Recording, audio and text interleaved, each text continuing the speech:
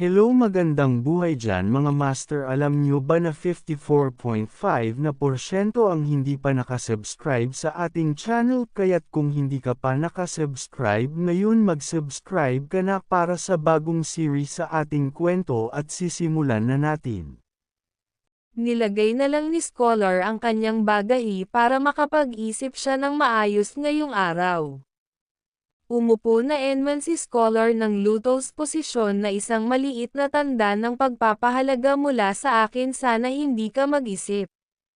Nagtanong naman ang isang disipulo ni matanda kung anong ibig sabihin niyang hindi mag-isip ng malalim. Pinukpok naman ni Scholar ang kanyang bayran na ang ibig kong sabihin ay ngayon, sasabihin ko sa iyo ang huling kabanata ng Journey to the West, The Five Saints Come True. Sa itaas, maaari nating bayaran ang 4 na kabaitan. Sa ibaba, inililigtas natin ang mga nasasakupan sa 3 landas ng buhay. Hayaan ang sino mang nakakakita o nakakarinig ng Gurish sa naliwanagan na mga minus. Naway muling ipanganak ang lahat sa lupain ng kaligayahan upang wakasan ang kasalukuyang buhay ng pag-retribution. Lahat ng mga Buddha ng nakaraan sa kasalukuyan at hinaharap sa 10 rehiyon. Habang masayang naglalaho matanda at ang huling salita ni Scholar na lahat ng Bodhisattvas at Mahasattvas, Mahaprajnapakamita, balikan natin ang 100 na paglalakbay sa kanluran, Kabanata 100.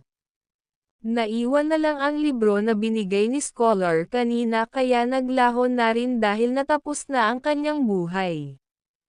Sa pagpikit ni Scholar nakamit niya na rin ang bagay na kanyang inaasam at ang huling salita bago ang ating kwento na maglalakbay muli ang isang Journey to the West ay isang tagapayo sa atin. Ako naman tayo sa ibang kwento na may 2 lilang lumilipad sa himpapawid na matagumpay nating sinalakay ang Qianlong Immortal Dynasty. Saad pa ng kanyang ate na si Lord Ameng ay labis na gagantimpalaan tayo kapag nalaman niya ang ating tagumpay. Ngunit dapat nating gamitin ang kawalan ng pag-asa at pagdurusa upang sumagot naman ang kanyang ate na pagandahin ang landas para salubungin si Lord Moshe at Lord Ameng. Agad namang huminto ang dalawa dahil may nakita sila sa kanilang harapan na matayog na kabandokan na ate, tumingin ka sa direksyon na iyon. Bumulusok naman ang dalawa para puntahan ang malaking portal sa kanilang harapan. At ito ang bahay nilang Master Li at nandito nakatago ang malaking portal, kaya pinuntahan ito nila ang liwanag ng nahulog na Demon Sword. Ngiting tagumpay naman ang dalawa dahil napansin nila ang aura ng ating bida na isa lang itong normal na tao. Matagal nang hinahanap ni Lord Moshe ang Fallen Demon Sword, ngunit hindi pa ito nahahanap. Kung makuha muna natin ito, matutulungan natin si Lord Ameng sa pagkakaroon ng pagkilala. Agad naman siyang iniwan ng kanyang bunsong kapatid sa pagsisalita niya na laging nagmamadali, mag-ingat na huwag mahulog sa panlilinlang ng iba. Dinala na tayo sa mismong bakuran nilang Master Li. Habang nakalapag na ang dalawa, nag-uusap din ito na ito ay isang bagay lang ng mortal na tao. Ate, paano napunta dito ang Fallen Demon Sword? Ngunit hayaan mo akong hanapin at tanungin ito. Pagkatapos ay malalaman natin kung ano ang nangyari. May hunawak naman sa 2 balikat ng 2 demon na ang talas ng kamay, kulang na lang lapain sila nito. Kambal pala iton mga Moiset nato, kaya sabay nilang tignan kung sino ang humawak sa kanilang balikat dahil nakakaamoy sila nito na hindi maganda. Walang iba kundi si Baboy at ang kanyang kasama palagi na si Daga. Matikas itong nakatayo sa labas ng bahay nilang Master Li, parang security guard lang sa bahay nila, habang natatakot na lang ang dalawa dahil sa laki ni Baboy. Niyaya naman sila ni Baboy na mag-usap na mayroong hindi gagawin na maganda na magagandang kapatid na babae. Gusto mo bang makipag-usap sa kagubatan? Umaalingaw-ngaw na lang ang sigaw ng dalawang babae na may ginagawang kababalaghan dahil baboy ba naman ang tumira sa kanila na parang babaeng bayaran lang sa kanto. Lumipat naman ang ating paksa dito sa may magarbong kabayo at karwahe. Kamahalan, sa tingin mo ba talaga umiiral ang eksperto na karating na kami dito? Hindi ito magiging isang nasayang na paglalakbay, tama ba? Yumobo na lang ang kanilang yung master at nag-alala naman ang mga tauhan nito na masyado kang mahina para tiisin ang nakakapagod na paglalakbay na ito. Ang salot ay nasa lahat ng dako, ang Diablo ay nagdudulot ng kalituhan, ang kulto ay kumakalat, at ang mga tao ay namamatay. Nagpakilala naman ang ating bagong tanga na bida na si Jo Yun-woo, prinsipe ng Shizia. Bilang isang prinsipe, responsable ako sa aktibong paghahanap ng solusyon. Gayunpaman, ang kwento ng eksperto ay masyadong gawa-gawa. Mayroon bang isang bagay bilang isang dalubhasa sa mundong ito? Tinatapik-tapik din niya ang kanyang lingkod na aya. Huwag mag-alala. Mas aga pa itong nakihalubilo sa kanyang mga nasasakupan na kung may mga salot na dumating, may mga paraan din tayo kung papaano ito lutisin, kagaya ng paghanap ng expert. Yumobo naman ulit itong yung master nila na kulang na lang mamatay sa ubo. Kaya ang dalawang subordinate nito ang nag-alala na. Prinsipe, umuubo ka na naman ng dugo, magpahinga muna tayo saglit. Pero nagmayabang din ito sa kanilang na araw-araw akong umuubo ng dugo. Huwag gumawa ng malaking bagay dito, ang paghahanap para sa eksperto upang iligtas ang mga tao ay ang aking prioridad. Sumang-ayon na lang ang kanyang isang subordinate na dapat kaydang magpahinga. Puro mamayan ang iyong inisip. Agad naman silang huminto sa paglalakbay, kaya nakuha ang kanilang pansin nito dahil parang may mga kalaban naman ang darating sa kanilang distinction. Nagtanong na naman ang driver nila sa kabayo kung sino ang nandyan sa kanilang harapan. Nagpakilala naman ang tatlong bugok na ako si Wu Zhangxiao, silang Wolf, parang bakla lang sa Pikachu. Pinagsabihan lang sila ng alalay ni Joe na magsalita kayo ng maayos para kayong bakla niyan. Pumangit na lang ang bugok na wala kayong respeto sa amin kahit andito lang kami para pagnakawan kayo sana, pero ang sinasabi ninyo ay parang nanghahamak ng trabaho. Minura din sila ng mga subordinate ni Julian na putang ina master, andito na ang mga magnanakaw, may pasabi pang marangal ang kanilang trabaho, parang BBM lang no. Pero hindi pa rin nag-alala ang kanilang prince kahit pinaliligiran na sila ng mga bugok na bandido. Dapat mong malaman na ang isang sakuna ay nagpapatuloy at kaming tatlo ay hindi nakakain ng maayos sa loob ng 6 na buwan. Saad pa ni Swang na bigyan mo kami ng pera, mabait kayong mga tao. Kailangan natin yan para makabili ng pagkain. Tamang tahol na lang ang kanilang bunsong kapatid na si Wolf. Ang lakas ng loob mo magsalita ng ganyan na. Alam mo ba kung sino ang nasa loob ng karwahe na ito? Saad pa ng bugok na hindi namin alam, pero alam namin iyon. Ang karwahe na ito ay gawa sa top grade na Phoebe Zenon wood. Ang isang ball ay nagkakahalaga ng humigit kumulang $3 milyon. Ang kurtina ay gawa sa tela na nagkakahalaga ng 1,000 taels na ginto, nagkakahalaga ng humigit kumulang $2 milyon. Ang mga kwintas na kurtina ay ginawa mula sa 100 taong gulang na North Sea Giant Muscle Pearls. Ang tuktok na bahagi ng karwahe ay gawa sa ginto, at ang panloob na bahagi ay gawa sa top-grade jade. Talagang marami kang alam kahit medyo bugok ka rin kung mag-isip. Sumigaw naman siya na pagkatapos ay dapat na natanto ang isa sa karwahe ay pero may atake naman na patungo sa kanya. Nagulat na lang ang subordinate ni Julian dahil ang atake ay patungo na sa kanya at bumulwak na lang ang dugo nito dahil hindi siya nakaawasa sa madaling oras na yon. Parang naghiwa lang ng karne itong bandito dahil isang atake lang patay na kaagad ang driver ng karwahe sabay posterin ng matikas. Namatay na lang talaga ang isang diver dahil sa natamaw nitong laslas sa liig at naging kwento na lang siya. Dinilaan na lang nitong bugok ang dugo ng driver na parang sanay na talaga itong pumaslang ng mga tao. Sabay sugod sa karwahe na mayroon lamang isang malaki at matabang tupa sa karwahe. Hinati na rin ni bugok ang karwahe at ang dalawang subordinate ni Joyon nawalan ng malay dahil sa sobrang takot nito at bumubula pa ang bibig nito na parang buang nakatayo lang ng matikas si Moiset habang si Joyon napatakip na lang ng ilong. Dahan-dahan din itong naglalakad na alamin ang iyong lugar, at ibigay sa akin ang lahat ng iyong. Ngunit hindi siya pinatapos nito sa pagsalita dahil binugahan lang siya ng dugo ni Joyon at salo naman lahat nito ni Bugok. Gusto ko ang iyong pera pero bakit dugo ang iyong binigay? Humingi na lang ng sorry si Joyon dahil sa ginawa niya sa bandidong tanga. Pinunasan naman niya muna ang kanyang dugo sa bibig sabay salita na bandido ba talaga kayo ngayon lang, biglang huminto ang karwahe. Nahihilo saglit at hinigpitin ang dibdib ko at hindi ko makontrol ang pagsusuka. Nagtanong naman ulit si Joyon kung talagang bandido ba talaga silang lahat dahil sa sobrang gwapo nito agad naman tumugon si Moiset na oo bandido talaga kami kaya kami nagnanakaw dahil sawa na kami lumaban ng patas ang ibang nakaupo nga nagnakaw kami pa kaya.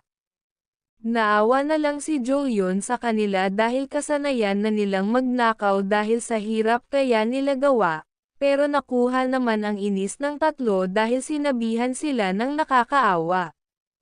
Papatayin ka namin ngayon at alam mo na kung sino ang nakakaawa diba? Nagpray naman si Joyon na kung hindi dahil sa wasak na mundo, hindi ka magiging bandido masakit siguro ang maging bandido, diba?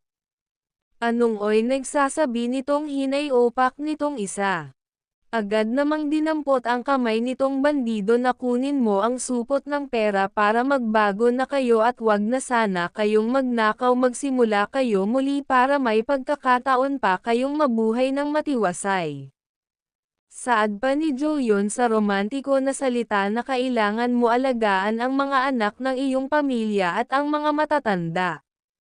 Hintayin mo ako maghintay para sa iyo putang ina bakit maghihintay kami sa'yo?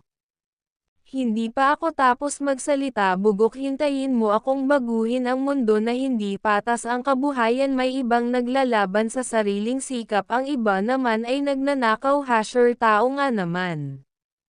Ngunit nakatikim naman siya sa tatlo na saan nanggaling ang tandang ito bakit kung magsalita parang politiko. Hinawakan naman ni Joyon ang tali ng kabayo sabay palm sa kanila na nagmamadali akong maghanap ng eksperto aalis muna ako. Sabay patakbo ng parang nothing happened sa kanilang tatlo na tinignan lang sila ng bandido habang nagsisalita pa si Joyon na namatay ang mga tauhan ko. Mangyaring ilibing sila mangyaring gawin ito bilang pagbabayad para sa iyong kasalanan huwag kalimutan ito. Sa pagsigaw niya ng lubusan napasuka naman siya ulit ng dugo dahil sa lakas nitong sumisigaw sa mga bandido. Natutulala na kang ang tatlong bugon dahil sa kanilang ginagawa sa walang kwentang prinsipe sa kanluran. Nagkaroon naman sila ng awa kang Joyon na ganyang saintes masama ang pakiramdam ko matapos siyang pagnakawan. Pinanglulusta naman ni Joyon ang pera sa mga pulubi na tita, pakikuha mo ito mangyaring bumili ng ilang pagkain para sa mga bata. Lahat ng madaanan nitong pulubi pinagbigyan ni Joyon na no ang iyong tahanan ay natangay aayusin ko ang dalawa sa aking mga lingkod na tulungan kang itayo muli ang iyong tahanan. Inabutan naman siya ng gabi kakabigay ng pera sa mga pulubi kung mayroon sana tayong gantong presidente hindi sana nakaunlad tayo sa kahirapan ngayon kaso pananglulusta lang ng ating nakaupo ang mga perang bayan sa masamang gawain. Hanggang sa umabot na sila ng umaga kakabigay ng pera na napamura na lang siya na banal na tae wala na pala tayong pera ngayon sabay tawa ng parang nothing happens. Lumipat ang ating paksa dito sa Fallen Divine Town. Nag-date pala ang dalawa dito sa bayan para sa kanilang kaunting kasayahan nagtanong naman si Master Lee kang Dodgy kung nasarap ba ang siomai. Inabutan naman kaagad si Dodgy ng isang siomai na para tikman ito. Akmang abutin na sana ni Dodgy ang siomai na binigay bu Master Lee may isang kamay naman na dumapo sa kanilang misa. Kaya napasigaw na lang si Master Lee habang pumangit na ang mukha nito na may halimaw. Habang tumatawag si Joyun kang Master Lee na expert pero sobrang payat na nito dahil nagmukhang pulubi na ito sa mga mata nilang dalawa. Halos kalansay na lang ang pagmumukha ni Joyun na umiyak pa ito na sa wakas nahanap na kita Master Lee. Nilapag naman ang isang mangkok ni Joyun na parang si Guko lang kung kumain dahil sobrang takaw nito kaya napabilib na lang ang dalawa. Nagtanong naman si Master Lee kung saan siyang ngayon nakatira dahil sa kanyang kasuotan na sobrang garang.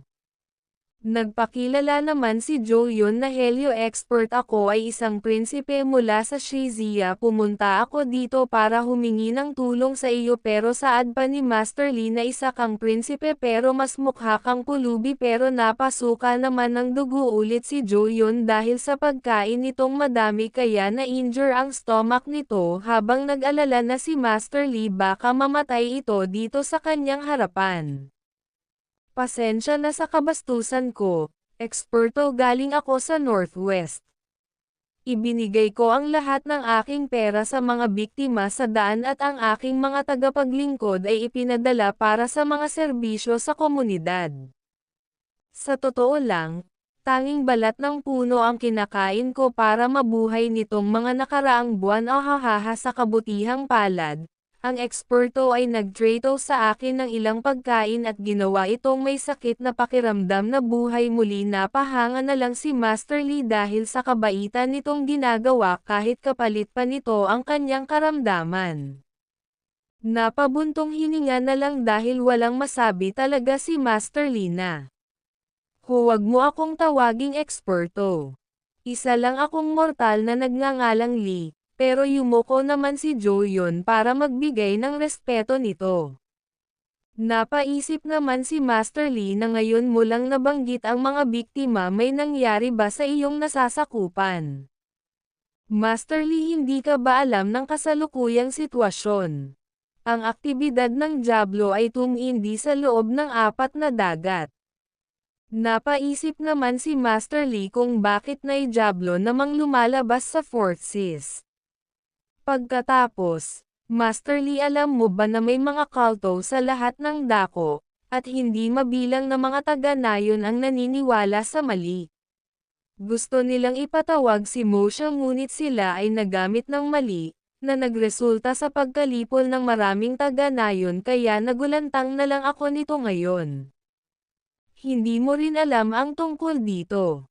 Pagkatapos, Master Lee, alam mo ba na ang salot ay lumalala at hindi magagamot, na humahantong sa mas maraming pagkamatay ngunit ang salot narinig ko na ang salitang ito. Bagamat ako ay isang prinsipe, wala akong pangunahing pamantayan upang linangin bilang isang immortal mayroon akong puso na iligtas ang mga tao, ngunit hindi ko ito magagawa. Nakarinig ako ng mga chismis tungkol kay Master Lee maaari mong iligtas ang patay na tao at ayusin ang isang putol na braso kaya naman pumunta ako para humingi ng tulong sa iyo. Mayroon ka bang ideya kung paano maalis ang salot? Napabilib naman si Master Lee nito na kahit na ang taong ito ay may mapangahas na pag-uugali ang kanyang determinasyon ay medyo kahanga-hanga. Hindi niya tinutupad ang mga pangunahing pamantayan upang linangin ang immortalidad, katulad ko gusto niyang tumulong, ngunit hindi niya magawa. Pero isa siyang prinsipe, mas marami siyang kayang gawin kaysa sa akin. Maghintay naman si Jo-yeon sa tugon ni Master Lee kung anong kasunod nitong gawin ngayon. Walang salot sa paligid. Wala akong ideya tungkol sa salot na binanggit mo, hindi ko alam kung makakatulong ako o hindi. Tumugon naman si Jo-yeon na okay lang. Master Lee, inihanda ko na ang lahat para sa iyo. Nandito ang libro na. Lahat ng bagay dito ay tungkol sa aking bansa, lahat ng mga detalye sa mga biktima, aking paglalakbay, mga sintomas, at mga artikulo sa pananaliksik ng mga lokal na manggagamot. Kaya napamura na lang si Master Lee dahil sa mga libro na dinala ni Jo-yeon na parang scientist. Sa kabila ng pag-donate ng lahat ng aking mga gastos sa paglalakbay, hindi ko nailagay ang kahit isang pahina ng mga materyales na ito. Pero masigasig kong dinala ang lahat ng mga bagay na ito kahit buhay pa ang aking kapalit. Kaya nabilib na lang ulit si Master Lee sa pinapakita ni Jo-yeon. Sa ganoong kalakas na kalooban, tiyak na isa siyang prinsipe, pero paano ko siya iisipin na tanga ako ay lubos na malinag, paking gilas naman AJ Jo-yeon para mabilib lalo si Master Lee. Napailuwa naman ni Jo-yeon ang ininom niya na tsa, kaya napasabi na lang si Master Lee na tulad ng inasahan ko sa kanya, ibinabalik ko ang aking mga salita na isa talaga siyang tanga. Gayunpaman kung maaari, susubukan kong tulungan ka at para malutas na rin natin ang problema natin sa mga kalapit-bayan tatlan. Nairita na kang ang tindera dahil 3 na buong araw silang nakaupo at nag-uusap tungkol sa mga problema, halos di ko na magawa ang aking negosyo. Sa wakas natapos na rin si Master Lee sa pagnabasa ng mga aklat, kaya naging masaya na lang si ate dahil makapagtinda na siya ng payapa ngayon. Master Lee, may naisip ka bang solusyon para sa salot? Napaisip naman si Master Lee na. Well, hindi ako siguradong 100% tungkol dito. Maaari muna akong magreseta ng ilang gamot, at binuksan na ni Master Lee ang papel para ay sulat na ang esete na, ito ay ligtas na ubusin at maaaring makatulong upang mapalakas ang kaligtasan sa sakit ng isang tao. Karamihan sa mga virus ay maaaring gamutin sa pamamagitan lamang ng mekanismo ng pagtatanggol sa sarili ng katawan. Inabot niya naman kaagad pagkatapos. Magawa ni Master Lee na makakagawa lang ako ng mas detalyadong race data pagkatapos kong suriin ang mga biktima. Aayusin ko ang gamot pagkatapos nito. Natanggap naman ni bakla ang resete, kaya kumikinang naman siya sa tuwa dahil may pagkakataon niya siyang nakaligaw ng tao ngayon. Sa pagyoko ni Jo-yeon ka Master Lee, pinatayo naman siya dahil bakit daw ang formal nitong magpasalamat sa kanya. Tamang kinig lang si Madrasta dahil naiirita na talaga ito sa pinapakita nitong dalawa. Ngunit bakit hindi ka humingi ng tulong sa mga walang kamatayang magsasaka? Mayroon silang supernatural na kapangyarihan at mas malakas kaysa sa akin. Napaisip na lang siya kung may paraan bang nakatulong ang cultivator. Kung may paraan, sana hindi sana kumalat ang epidemya ngayon. Sambit pa ni Jo-yeon na may nalungkot na ekspresyon na sila ba talaga sarili lang nila ang kanilang inisip, kaya hindi ko sila nalapitan, di kagaya sayo. Lumipat ang atin paksa sa dalawang ito na ang bilis maglakad dahil ginawa ng mga demonyo ang mabagyong dagat na bagyo. Mabilis na kumakalat ang salot. Hindi lang ang mga mortal na nayon at lungsod ang nawasak sa timog at kanluran, ngunit ang ilan sa mga sekta ay nawasak din. Kamakailan, may mga palatandaan ng muling pagkonekta sa daan patungo sa mahabang buhay. Dapat ay naisip ng Diablo na sakupin ang mortal na mundo bago maisakatuparan ang muling pagkakaugnay. Ang salot ay hindi kapanipaniwala. Ang pagbaba ng demonyo sa mortal na mundo ay ang tunay na pakikitungo, walang alam ang mga mortal. Pero, dahil mataas ang posibilidad na maging isang immortal, mas mabuting huwag na nating sirain. Pero napaisip naman si Lady Manyon kung bakit.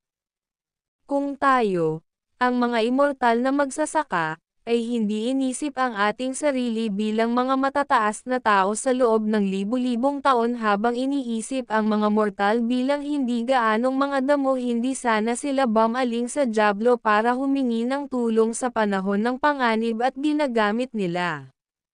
Saintes, malaki ang pinagbago mo pagkatapos mong makilala ang taong iyon, pero tumugon naman si Lady Manyon na kahit ano. Kailangan nating humingi ng opinyon ni Master, hayaang gabayan niya tayo kung ano ang susunod na gagawin. Nasa harapan na sila sa malaking pintuan ng Lin Immortal Palace. Sa pagpasok ng dalawa agad namang tinatawag ni Lady Manyon ang kanyang master. Pero bumungad lang sa kanila ang walang buhay na si Uncle Yao na tinatawag si Lady Manyon kung bakit sila naparito. Nag-alala na lang si Lady Manyon dahil baka nahawa na ang kanyang master. Pero nakaharap lang si Uncle Yao sa dambuhalang statue na ang katawan ng isang walang kamatayang magsasaka ay iba sa isang mortal. Ang salot ay hindi madaling makapasok sa katawan ng isang walang kamatayang magsasaka. Hindi mo kailangang mag-alala tungkol dito, Manyon. May halimaw ba na sumipsap sa iyong yang para palakasin ang kanilang yin? Matanda na si Master. Paano magagawa ng mga pervert na halimaw na iyon ang mga ganoong bagay? Bakit hindi ang mga ninuno sumasagot sa mga tawag ko? Baka busy ang mga ninuno, pero saad pa ni Uncle Yao na hindi ito ang oras para magbiro. Ngayon, patuloy akong umuubo ng dugo para ipatawag ang mga ninuno hanggang sa hindi na ako makapag-ubo ng kahit anong dugo. Kung hindi samipot ang mga ninuno, mamamatay muna ako, kaya nag-alala na lang si Lady Manyon dahil matigas din ang ulo ng kanyang master. Sinasabi nila na ang ninuno ng Green Cloud Valley ay narito, ngunit bakit hindi pa tumutugon sa atin ang ninuno ng ating Lin Immortal Palace? Kung mabaygo ang pagpapatawag, ang awtoridad ng Lin Immortal Palace ay babagsak. Master, I think we can put aside the summoning thingy. Ang salot ay kumakalat ng ligaw, at ang dyablo ay sumasalakay sa mortal na mundo. Magalang na humihingi ng desisyon si Manyon sa amo, makipagtulungan tayo sa iba pang mga sekta at alisin ang dyablo. Kung hindi tayo gagawa ng ating hakbang ngayon, ang dyablo ay magiging wild, mawawasak ang langit at lupa. Baka mapatay din tayo. Muna tumugon lang si Uncle Yao na okay, gawin mo ang gusto mo. Kaya nagtataka na lang si Lady Manyon dahil medyo nasapian na ito ng masamang espiritu. May plot twist din ang ating Uncle Yao simula ngayon na. Nakalimutan mo na ba na ako ay isang nakakatakot na karakter ng pusa sa plot na ito?